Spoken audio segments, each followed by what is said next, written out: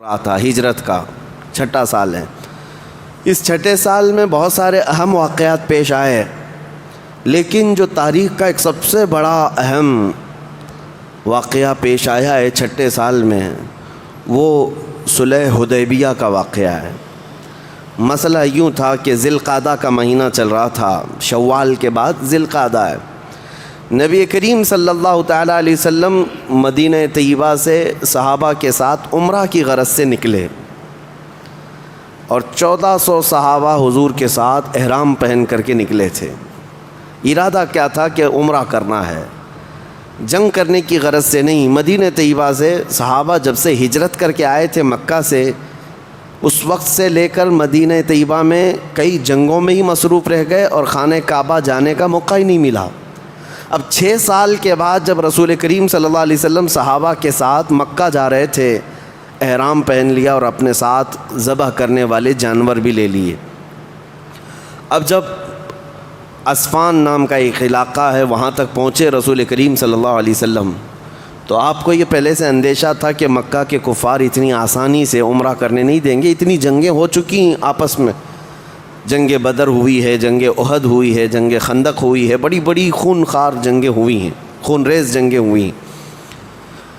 تو حضور اکرم صلی اللہ تعالیٰ علیہ وسلم نے ایک شخص کو بھیجا، قبیلہ بنو خزاعہ کا ایک شخص تھا، اس کو حالات معلوم کرنے کے لیے کہ مکہ میں کیا چل رہا ہے معلوم کر کے آؤ۔ ہو گیا اور مکہ کے حالات معلوم کر کے واپس نبی کریم صلی اللہ علیہ وسلم کے پاس آئے اور کہا کہ یا رسول اللہ صلی اللہ علیہ وسلم، مکہ والوں کو خبر ہو گئی ہے کہ آپ مدینے سے عمرہ کے لیے نکلے ہیں، تو انہوں نے میٹنگیں کرنا شروع کر دی۔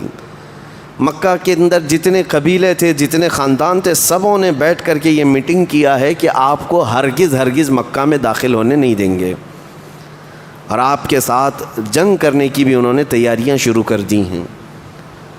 اور اس میں سرکردہ سربراہ جو ہے وہ خالد بن ولید تھے اور اکرمہ بن ابو جہل کے بیٹے اکرمہ اور خالد بن ولید۔ ابھی تو وہ اسلام لائے ہوئے نہیں تھے، میٹنگوں میں وہ سر فہرست تھے اور سارے لوگوں کی جماعتیں جمع کر رہے تھے کہ مسلمانوں کو مکہ میں انٹر ہونے نہیں دیا جائے گا۔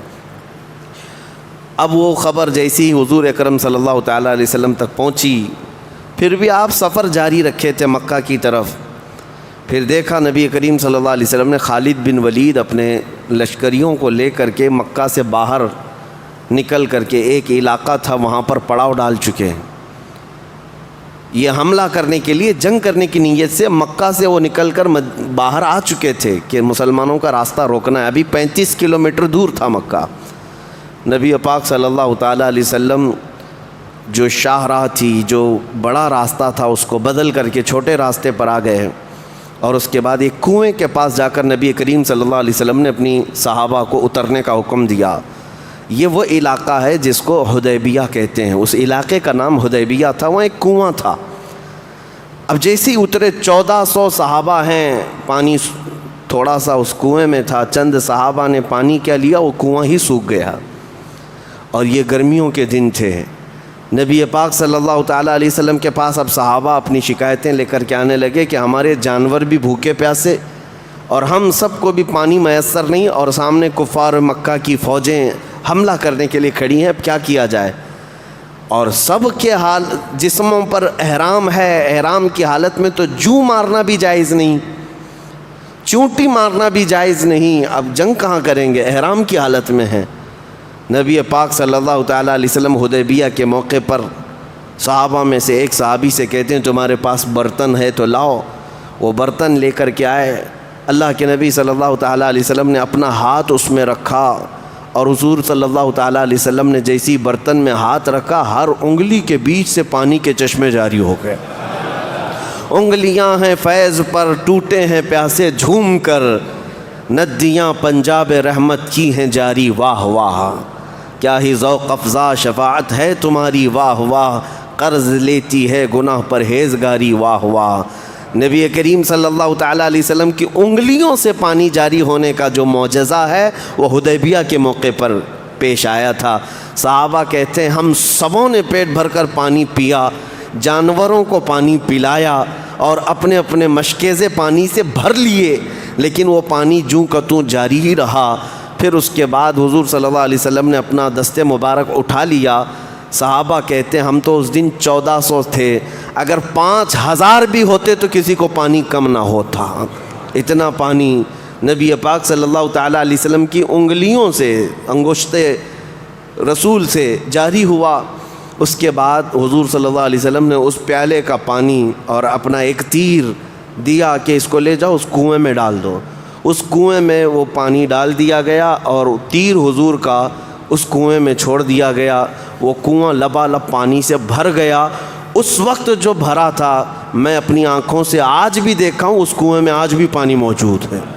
یہ اور بات ہے کہ ابھی چند سال پہلے 4-5 سال پہلے سعودیوں نے اس علاقے کو ایک کمپنی کو رینٹ پر جگہ دے دی، تو اس کمپنی نے پورے کنویں کا احاطہ کر لیا۔ وہ کمپنی کے اندر آ جاتا ہے کنواں، لیکن ابھی بھی کنواں ختم نہیں کیا گیا ہے، وہی پرانی صورت میں کنواں آج بھی موجود ہے۔ ہم گئے ہیں لیکن اس میں دیکھا کہ آج بھی کنواں پانی سے بھرا ہوا ہے اور میٹھا، لہٰذا نہایت ہی شیریں اور میٹھا پانی اس میں موجود ہے۔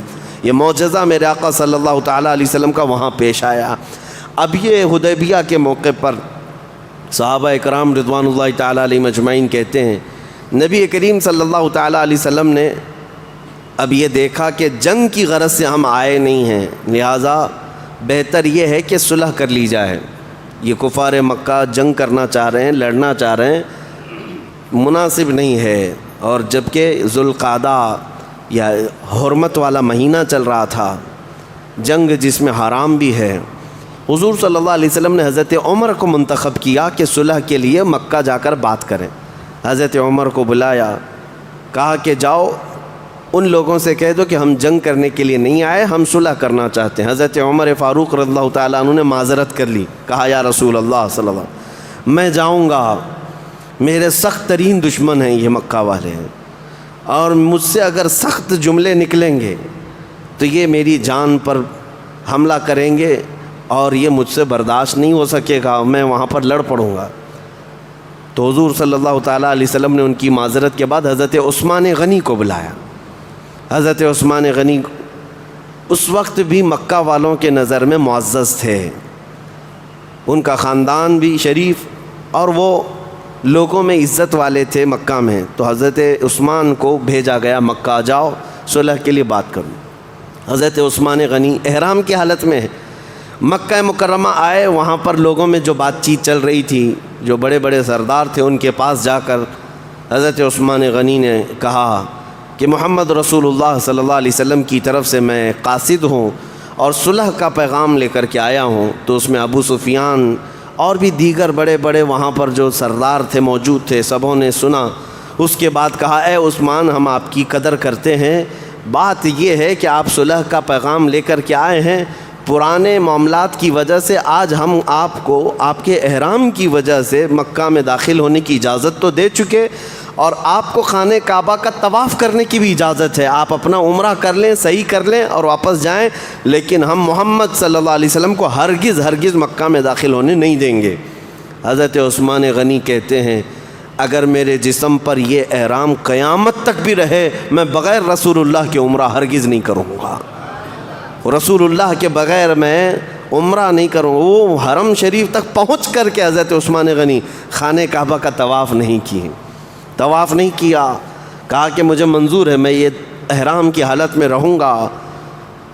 جبکہ مکہ مکرمہ پہنچ جانے کے بعد کعبہ سامنے ہے، صفا مروہ قریب ہے، صرف 7 چکر کعبے کے لگاتے اور 7 چکر صفا مروہ کی صحیح کرتے، ان کا احرام ہو جاتا، اتر جاتا، عمرہ ہو جاتا، لیکن حضرت عثمان غنی نے نہیں کیا۔ یہ صحابہ کا عشق ہے اور یہ صحابہ کا مسلک ہے، بے ان کے واسطے خدا کچھ عطا کرے، ہاشا غلط یہ ہوس بے بصر کی ہے۔ اسی کو اعلیٰ حضرت نے فرمایا تھا بخدا خدا کا یہی ہے در، نہیں اور کوئی مفر مقر، جو وہاں سے ہو یہیں آ کے ہو، جو یہاں نہیں تو وہاں نہیں۔ نبی کریم صلی اللہ تعالیٰ علیہ وسلم کو چھوڑ کر کے کون سا دین ہے؟ حضرت عثمان غنی جب منع کر دیتے ہیں کہ میں حضور صلی اللہ علیہ وسلم کے بغیر عمرہ نہیں کروں گا، تو مکہ کے جو بڑے بڑے سردار تھے انہوں نے حضرت عثمان غنی کو روک لیا، مکہ میں کہا کہ اب ہم جانے بھی نہیں دیں گے، قید کر لیا، لیکن یہ قید کرنا ایسا مشہور ہو گیا کہ حدیبیہ کے مقام پر جو 1400 صحابہ حضور کے ساتھ تھے، سبوں میں یہ افواہ پھیلا دی گئی کہ حضرت عثمان غنی کا قتل ہو گیا، مکہ والوں نے ان کو قتل کر دیا۔ اور اس زمانے میں کیا، آج کے زمانے میں بھی کسی ایمبیسیڈر کا قتل کرنا، کسی قاصد کا قتل کرنا بہت بڑا گناہ، بہت بڑا جرم سمجھا جاتا ہے۔ اب وہ حضور کے ایمبیسیڈر تھے، ترجمان تھے، قاصد بن کر کے گئے تھے۔ جب یہ قتل کا معاملہ مشہور ہو گیا تو صحابہ اکرام کو حضور صلی اللہ علیہ وسلم نے طلب کیا۔ اب ایک درخت کے نیچے حضور صلی اللہ علیہ وسلم بیٹھتے ہیں اور صحابہ سے اپنے ہاتھ میں ہاتھ دے کر کے بیعت لیتے ہیں۔ یہ بیعت رضوان کہلاتی ہے، جس کا ذکر سورہ فتح 26ویں پارے قرآن میں موجود ہے۔ نبی پاک صلی اللہ علیہ وسلم نے صحابہ سے یہ عہد لیا کہ تم یہ وعدہ کرتے ہو کہ آخری سانس تک تم ہماری وفاداری پر قائم رہو گے، اللہ اور اس کے رسول کی رضا پر ڈٹے رہو گے۔ ہر صحابی نے نبی پاک صلی اللہ علیہ وسلم کے ہاتھ میں ہاتھ دے کر کے بیعت کیا، اور اس بیعت کے بعد اللہ نے قرآن میں آیت نازل فرمائی، لقد رضی اللہ عن المؤمنین اذ یبایعونک تحت الشجرہ، اللہ ان مومنوں سے راضی ہو گیا جو درخت کے نیچے اپنے رسول کے ہاتھ میں ہاتھ دے کر بیعت کر رہے تھے۔ اور قرآن میں اللہ فرماتا ہے، ان الذین یبایعونک انما یبایعون اللہ، جن لوگوں نے اے رسول آپ کے ہاتھ میں بیعت کیا ہے، حقیقت میں انہوں نے اللہ سے بیعت کیا ہے۔ یہ بیعت کیا ہے؟ بیعت کیا ہے؟ بیع کا مطلب عربی میں بیچ دینا، بیع کا مطلب بیچنا۔ تو جب ایک بندہ اپنے شیخ کے ہاتھ میں ہاتھ دے کر یہ کہتا ہے کہ میں اللہ اور اس کے رسول کے لیے اپنے آپ کو تمہارے حوالے کر دیا، وہ بیچ دیتا ہے، اس کو کہتے ہیں بیعت۔ کس کام کے لیے بیچتا ہے؟ کس کام کے لیے بیچتا ہے؟ اس کا ذکر قرآن پاک میں بھی اللہ نے فرمایا، ان اللہ اشتری من المؤمنین انفسهم واموالهم بان لهم الجنہ، بے شک اللہ نے مومنوں سے ان کی جان اور ان کی مال کو خرید لیا۔ اللہ نے خریدا، مومنوں سے اللہ نے ان کی جان اور ان کے مال کو خرید لیا، اس بدلے میں کہ ان کے جان اور مال کے عوض اللہ ان کو جنت عطا فرمائے گا۔ یہ سودا ہے، یہ بیعت اسی کو کہتے ہیں۔ اسی بیعت کا حصہ آج تک موجود ہے، اس سنت پر آج بھی ہم عمل کرتے ہیں۔ جو ہمارے شیخ ہوتے ہیں یا جو پیر و مرشد ہوتے ہیں کسی سلسلہ حقہ کے، ان کا سلسلہ ثابت ہوتا ہے رسول اللہ صلی اللہ علیہ وسلم تک، تو ہم ان کے ہاتھ میں ہاتھ رکھ کر کے یہی کہتے ہیں کہ ہم عہد کرتے ہیں اللہ اس کے رسول کے فرمان بردار رہیں گے اور ہمیشہ ہم وفادار رہیں گے۔ اس عہد کا نام ہی بیعت ہے۔ صحابہ نے بیعت کیا، 1400 صحابہ نے بیعت کیا کہ ہم آخری سانس تک نبی پاک صلی اللہ علیہ وسلم کے وفادار رہیں گے۔ اب بات یہاں آتی ہے کہ حضور صلی اللہ علیہ وسلم نے سب سے بیعت لینے کے بعد پھر یہ کہتے ہیں، دیکھیں مشہور کیا ہوا تھا، ایک بہت اہم نقطہ میں بتاتا ہوں، ایک اہم نقطہ۔ حضرت عثمان وہاں نہیں تھے، حضور صلی اللہ علیہ وسلم نے اپنا بایاں ہاتھ اٹھایا صحابہ اکرام کے سامنے اور اپنا بایاں ہاتھ سیدھے ہاتھ پر رکھا اور فرمایا یہ عثمان کا ہاتھ ہے، میں عثمان کی طرف سے خود اپنے ہاتھ پر بیعت کر رہا ہوں۔ حضور صلی اللہ علیہ وسلم نے فرمایا یہ عثمان کا ہاتھ ہے، اپنا بایاں ہاتھ، کہ وہ یہاں موجود نہیں ہے، ان کی طرف سے میں اپنے سیدھے دائیں ہاتھ پر رکھ کر کے بیعت کر رہا ہوں۔ حضور صلی اللہ علیہ وسلم نے غائبانہ طور پر حضرت عثمان کی طرف سے بیعت کا حکم فرما دیا۔ اب مسئلہ یہ ہے، بیعت کس بات پر لی جا رہی تھی؟ بیعت کب لی جا رہی تھی؟ یہ جب افواہ مشہور ہو گئی کہ حضرت عثمان غنی کا قتل ہو گیا، ان کا قتل ہو گیا ہے اور یہاں بیعت حضور لے رہے ہیں۔ اب سب کی بیعت لینے کے بعد پھر حضور کا یہ کہنا کہ یہ عثمان کا ہاتھ ہے اور میں بیعت کر رہا ہوں، معاملات کیسے ہیں آپس میں سمجھ سکتے ہیں آپ؟ ایک جگہ قتل کی افواہ پر سب صحابہ بھڑکے ہوئے ہیں اور دوسری جگہ حضور بیعت بھی لے رہے ہیں اور تیسری مرتبہ حضور اپنا ہاتھ دے کر خود حضرت عثمان کی طرف سے بیعت کر رہے ہیں۔ یہ اس بات کا بین ثبوت ہے کہ نبی پاک صلی اللہ تعالیٰ علیہ وسلم اگرچہ مکہ سے دور ہیں لیکن ان کی نگاہوں سے کوئی معاملہ پوشیدہ نہیں ہے۔ میرے آقا غیب داں نبی یہ جانتے تھے کہ عثمان کا قتل نہیں ہوا ہے، وہ قید ہیں، اسی لیے تو حضور نے ان کے ہاتھ کو اپنا ہاتھ بنا کر بیعت کیا ہے۔ حضور صلی اللہ تعالیٰ علیہ وسلم نے بیعت فرمایا اور اس کے بعد پھر انتظار کرتے رہے کہ دیکھتے ہیں معاملات کیا ہوں گے۔ تو وہاں سے مکہ سے ایک شخص آیا اور وہ حالات کو دیکھ کر کے مکہ والوں کو واپس جا کر کہا مجھے اچھا نہیں لگتا کہ اتنے لوگ احرام کی حالت میں آئے ہیں، جانور ان کے پاس ہیں ذبح کرنے کے، اور ان کو ہم اللہ کے گھر سے روک رہے ہیں، ایسا کیسے ہو سکتا ہے؟ تو مکہ کے جو بڑے بڑے سردار تھے وہ میٹنگ میں بیٹھے ہیں، اس میں ایک عمر دراز شخص تھا عروہ بن مسعود ثقفی۔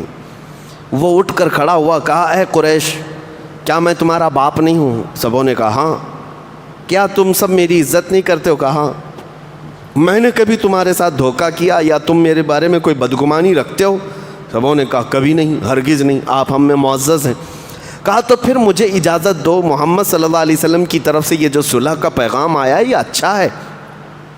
حضور صلی اللہ تعالیٰ علیہ وسلم نے پیغام میں کیا لکھ کر کے بھیجا تھا پتہ ہے؟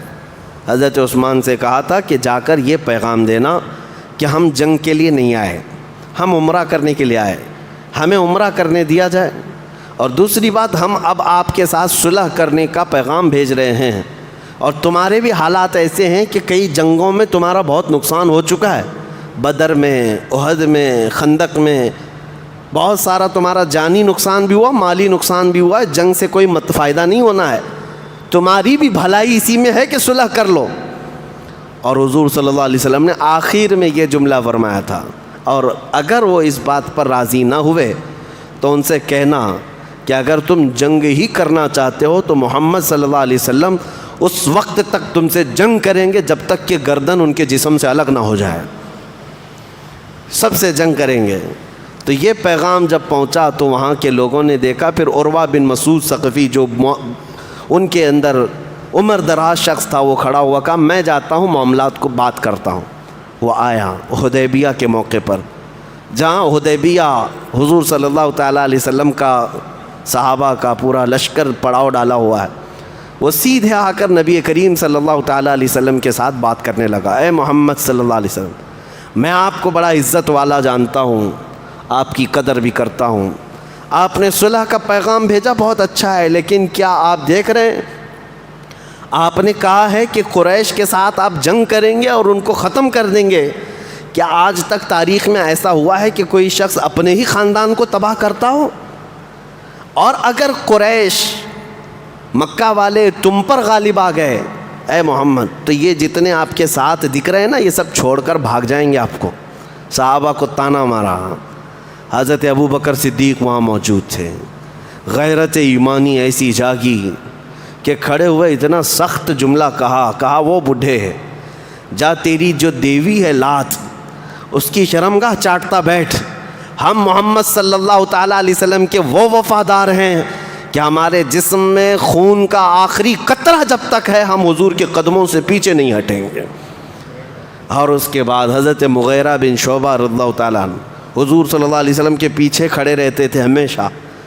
یہ عروہ بن مسعود کبھی بات کرتے کرتے حضور کی داڑھی تک ہاتھ لگاتا تھا، اس کو یہ لگتا تھا کہ عرب کا دستور ہے جو بڑا آدمی ہے وہ چھوٹے سے بات کرتا ہے تو اس طرح۔ جب وہ حضور کی طرف داڑھی کو ہاتھ بڑھاتا حضرت مغیرہ بن شعبہ چیختے ہیں، کہا کہ ہاتھ نیچے رکھو، ہاتھ نیچے رکھ کر کے بات کرو۔ وہ کہتا کہ یہ عرب کا دستور ہے جو بڑا ہوتا ہے وہ اسی طرح سے بات کرتا ہے۔ حضرت مغیرہ بن شعبہ نے کہا بڑا ہوتا ہے یا جو دستور ہے وہ تمہارا ہے، جس کے سامنے تم بات کر رہے ہو وہ عام آدمی نہیں، وہ اللہ کا رسول ہے، تمہیں تمیز سے رہنا ہوگا۔ اس کے بعد دوبارہ جب اس نے ہاتھ اٹھایا تو اپنی تلوار اٹھائی حضرت مغیرہ بن شعبہ نے، اور تلوار کی جو ڈھال ہے اس سے ہاتھ کو ایسا مارا کہ بوڑھے کا ہاتھ نیچے آ گیا۔ کہا کہ اس کے بعد اگر ہاتھ اٹھا تمہارا بات کرنے کے لیے بھی حضور کی طرف تو پھر تمہارے مونڈے سے ہاتھ الگ ہو جائے گا۔ یہ صحابہ کا جذبہ تھا، وہ نبی کریم صلی اللہ تعالیٰ علیہ وسلم کے متعلق اتنے حساس تھے، اتنے سینسیٹیو ہوتے تھے کہ وہ چھوٹی سی بھی ہلکی سی بھی چیز دوسروں کی طرف سے برداشت نہیں کرتے۔ اب اس کے بعد عروہ بن مسعود ثقفی بات چیت کر کے واپس مکہ والوں کے پاس آیا۔ مکہ والوں نے پوچھا چچا جان آپ نے بات کیا، کیا حل نکلا؟ کہا کہ آؤ میں تمہیں بتاتا ہوں، ان سے جنگ کرنا اچھا نہیں ہے، ان سے جنگ مت کرو، سب تباہ ہو جاؤ گے۔ کہا کیوں؟ ان سے جنگ کیوں نہ کریں؟ کیا ان کے پاس بہت ہتھیار ہیں؟ عروہ بن مسعود نے کہا میں نے دیکھا ہے، کسریٰ کو بھی دیکھا ہے، بادشاہ کو، قیصر کو بھی دیکھا ہے، ان کے بڑے بڑے درباروں کو دیکھا ہے، لیکن محمد صلی اللہ علیہ وسلم کے دیوانوں میں جو ان کی عظمت ہے یہ پوری دنیا میں نے کہیں نہیں دیکھا، کہیں نہیں دیکھا ان کے پروانوں کی۔ کہا کیا ہے؟ کہا کہ جب وہ حضور صلی اللہ علیہ وسلم وضو کرتے ہیں تو یہ سب کے سب اطراف میں جمع ہو جاتے ہیں، اور حضور ادھر کلی کر رہے ہوتے ہیں، صحابہ اپنے ہاتھ آگے کر دیتے ہیں، کوئی اپنا دامن آگے کر دیتا ہے۔ نبی پاک صلی اللہ علیہ وسلم کے وضو کا ایک قطرہ بھی وہ زمین پر گرنے نہیں دیتے، سب اپنے ہاتھوں میں لیتے ہیں، اپنے کپڑوں میں لیتے ہیں، اپنے چہرے پر مل لیتے ہیں، اپنے جسموں پر لگا لیتے ہیں، ان کے کھکار کے تھوک کو تک وہ صحابہ چھوڑتے نہیں ہیں۔